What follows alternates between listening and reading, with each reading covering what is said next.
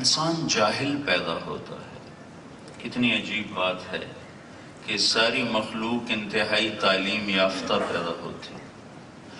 اللہ تعالیٰ فرماتے ہیں واللہ اخرجکم من بطون امہاتکم لا تعلمون شیئا، اللہ نے تمہیں ماں کے پیٹ سے نکالا، تم کچھ بھی نہیں جانتے تھے۔ لقد خلقنا الانسان فی احسن تقویم، میں نے انسان کو سب سے خوبصورت قوام میں پیدا کیا ہے۔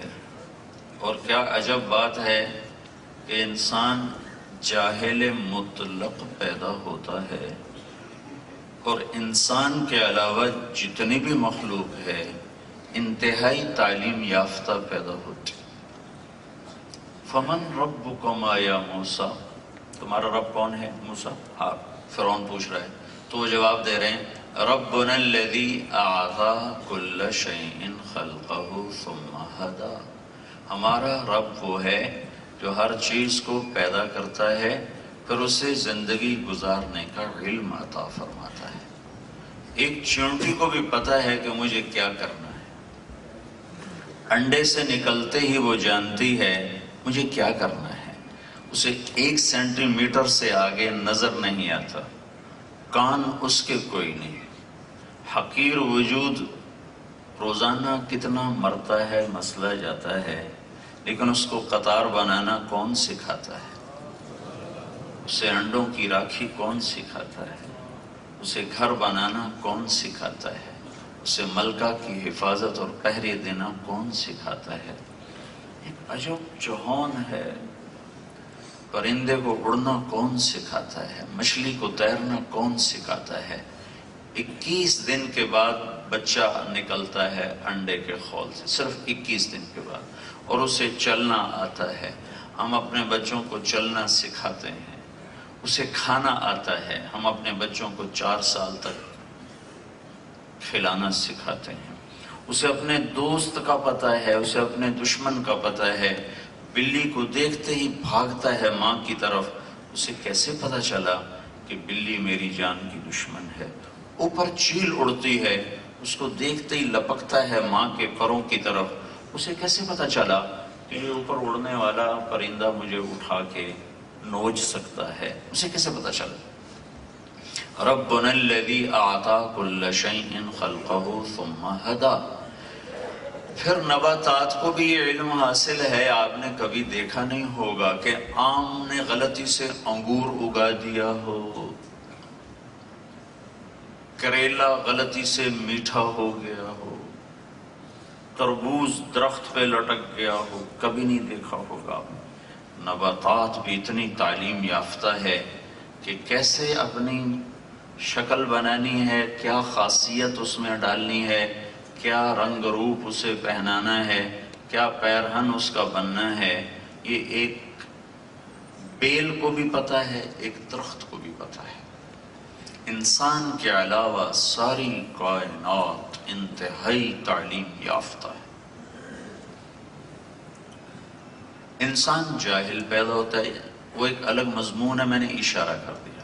انسان جاہل پیدا ہوتا ہے، پھر ساری زندگی یہ پڑھتا ہے، سیکھتا ہے، یہ جہاں پہنچ جائے، یہاں یہاں یہاں یہاں جہاں پہنچ جائے، پی ایچ ڈی لگا دیں، ڈاکٹریٹ لگا دیں، علامہ لگا دیں، حضرت لگا دیں، شیخ لگا دیں، جو کچھ لگا دیں، تو ایک آیت اس کو ایسے دباتی ہے کہ اللہ تعالیٰ فرماتے ہیں وَمَا أُوتِيتُم مِّنَ الْعِلْمِ إِلَّا قَلِيلًا، کہ میرے بندوں اور میری بندیوں، ڈاکٹر صاحب، ڈاکٹر صاحبہ، جو تمہیں دیا گیا ہے، تو پہلے ہی میری نفی ہوگی کہ طارق جمیل تو نے نہیں لیا، ڈاکٹر رانجھا تو نے خود نہیں لیا، تمہیں ملا ہے، کسی نے دیا ہے، اور وہ جس نے دیا ہے وہ یہ کہہ رہا ہے کہ میں نے تمہیں بہت تھوڑا دیا ہے۔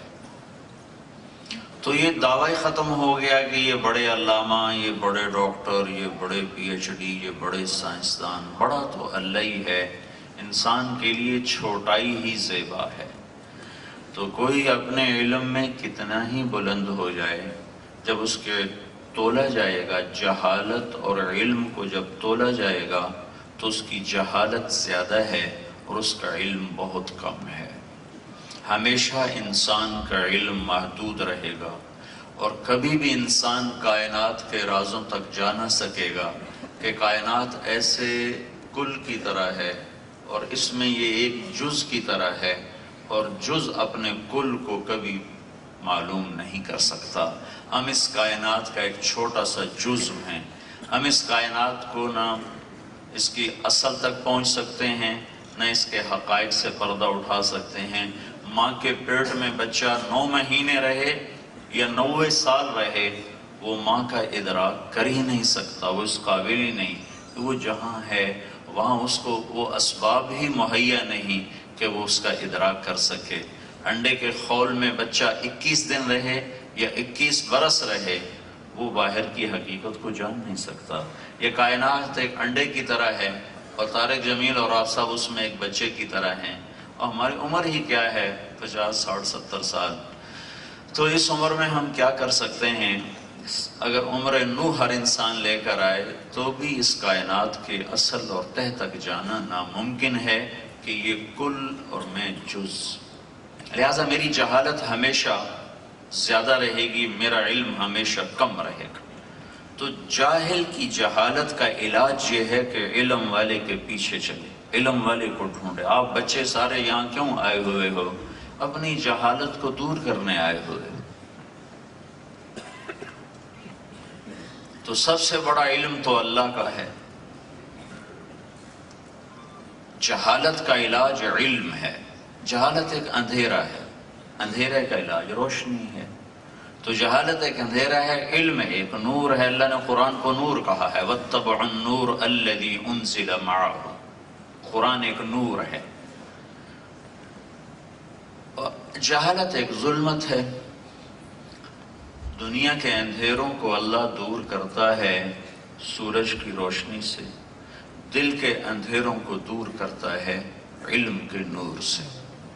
اور ایک نور اللہ کا ہے، اللہ نور السماوات والارض مثل نورہ کمشکات فیہا مصباح المصباح فی زجاجہ الزجاجة كأنها كوكب دري يوقد من شجرة مباركة زيتونة لا شرقية ولا غربية يكاد زيتها يضيء ولو لم تمسسه نار نور على نور يهدي الله لنوره من يشاء۔ ایک اللہ نے اپنے بارے میں کہا اللہ نور السماوات والارض، پھر اللہ نے اپنے محبوب کے بارے میں فرمایا قد جاءکم من اللہ نور وکتاب مبین، میں تمہارے رب کی طرف سے ایک نور آ رہا ہے، محمد مصطفیٰ صلی اللہ علیہ وسلم۔ پھر اللہ نے کتاب اللہ کے بارے میں فرمایا وَاتَّبَعُوا النُّورَ الَّذِي أُنزِلَ مَعَهُ، انہوں نے اس نور کا اتباع کیا جو محمد مصطفیٰ صلی اللہ علیہ وسلم پر اتارا گیا۔ ایک اللہ کا نور ہے، ایک نبوت کا نور ہے، ایک قرآن کا نور ہے، ایک سورج کا نور ہے، ایک چاند کا نور ہے، ایک تاروں کا نور ہے۔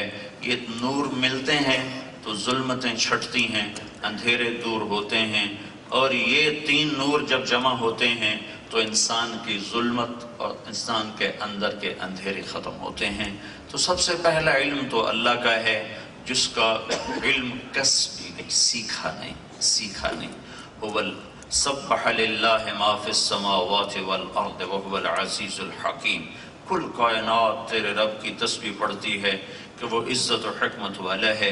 لہو ملک السماوات والارض، زمین آسمان کا بادشاہ ہے۔ یحیی و یمیت، زندگی اور موت کا مالک ہے۔ وہو علی کل شیء قدیر، ہر چیز پر وہ قادر ہے۔ هو الاول والآخر والظاہر والباطن وہو بکل شیء